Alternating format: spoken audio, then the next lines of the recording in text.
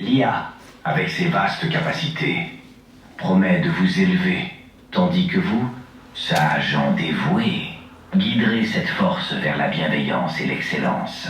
Que cette collaboration symbolise un avenir radieux, rempli d'innovation et de progrès pour la province sud.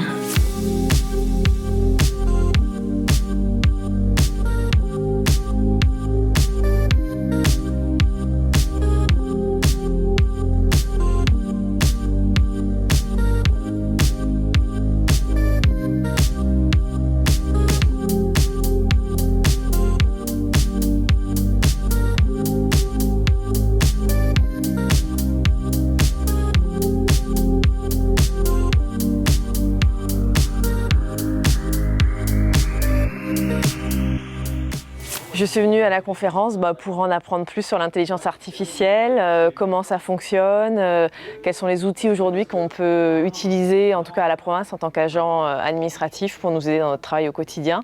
Quelles sont les évolutions que la DSIN souhaite mettre en place pour nous aider dans notre tâche quotidienne, on va dire, et comment on peut s'alléger au niveau des tâches administratives ou aller plus vite, ou voilà, comment se servir de l'intelligence artificielle au mieux. C'était hyper intéressant. Ce que j'en retiens, c'est que pour cibler au niveau du prompt, là, comme ils le disent, c'est-à-dire que pour poser les questions, il faut que ça soit bien précis, bien factuel et que ça nécessite même une formation, ça je ne savais pas. Et du coup, par rapport à mon expérience que j'ai fait, ça confirme peut-être qu'il faut s'entraîner et savoir utiliser la machine, quoi.